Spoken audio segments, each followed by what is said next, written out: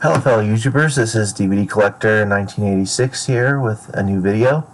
This is going to be a review for Halloween Kills. It will be a spoiler review. This movie premiered in theaters today, which is October the 15th. And it also premiered on the streaming service Peacock. I really enjoyed this movie. I'll say right off the bat, was it exactly what I was expecting it to be? No. The fact that it's not exactly what I expected is not a bad thing at all. Halloween 2018, story-wise, plot-wise, it was the better movie. I've heard people hate this movie, and there's some people that love it. And then there's a third group that they don't just not like the movie. I mean, they literally pick this movie apart, every little thing. And let me remind y'all of something, okay? These movies are not Shakespeare. This is a slasher franchise. And these movies are made for horror fans and people who enjoy these franchises. This movie is not for everybody. One of the complaints I heard was from people was Michael's more like Jason Voorhees in this than more like that than he is like his good old self. If you're a Halloween purist and that's the version that you prefer to see, that's perfectly fine. And I like that version of Michael. I didn't want to see the slow, methodical stalker of Myers anymore. I wanted to see a different version of Michael. And that's what you get in this movie. We have never seen more brutal a Michael Myers than the one that is in this movie. This movie picks up precisely where the Halloween 2018 movie left off. There's a sequence at the beginning that's a flashback sequence where it goes back to 1978, and they actually show how Michael was apprehended.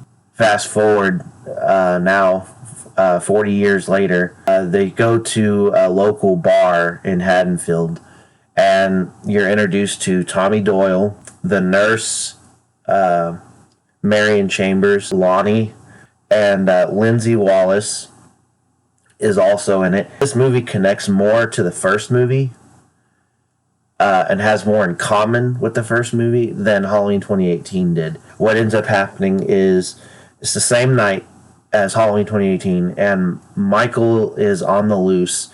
Some firemen show up to put the fire out at Laurie's burning house. Michael survives the fire. He comes out of the house while it's on fire, completely engulfed in flames, and there are about 9 or 10 firemen. They see him, and the cool thing is every person from the town, this movie's about the town of Haddonfield, and all these firemen, once they see him, they know exactly who he is. They all take Michael on. He escapes the burning house, and then he's trying to make it across town to his childhood home, the Myers house. That's it. It's a simple, straightforward slasher. Michael's trying to get home, and he has to go, on foot all the way across town, and if you're in his way, he will take you out.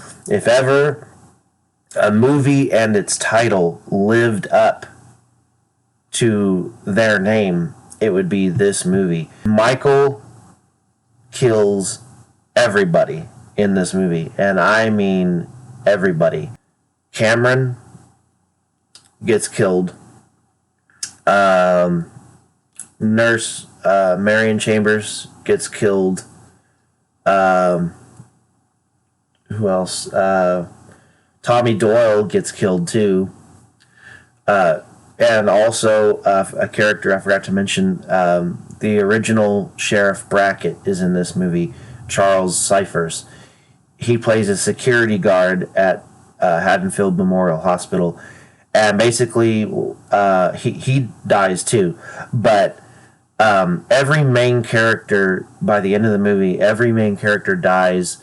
The only ones that are left standing, well, not standing, but that are left alive at the end of this movie is Laurie Strode, Allison, her granddaughter, Lindsay Wallace survives, and so does Officer Hawkins. This movie is extremely violent, extremely brutal, lots of blood and guts. The townspeople figure out, Michael's on the loose again 40 years later. And all these characters from the previous movie, plus the original movie, they're all sitting around at the local bar. Tommy Doyle is the one who rallies everyone to, let's go track down Michael and stop him. So essentially the movie is about the town deciding that they're not going to take it anymore. And this town has been living in fear for the last 40 years because of Michael. And tonight they're going to put an end to it once and for all. They don't quite succeed, but they tried. Don't listen to the reviews that are being done by the professional critics. Professional critics are not horror fans. These movies are made for horror fans. They've always been made for horror fans.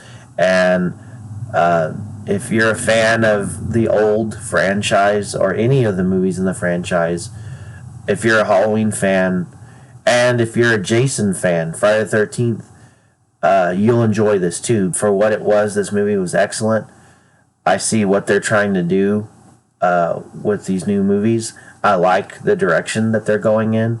And if there's anyone out there after seeing this movie who still believes that Michael is not supernatural, you're wrong. By the end of this movie, it's impossible for him not to be. If I had to, rate this movie on a scale of 1 to 10, I would rate this movie right around an 8.0 or possibly even an 8.5. It was really that good.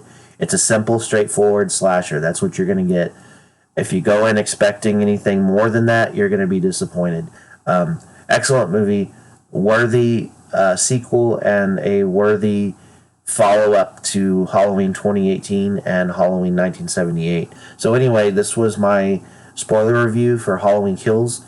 I hope you guys enjoyed the video. Thank you for watching, and I will catch you guys on the next video. Take care of yourselves out there and stay safe.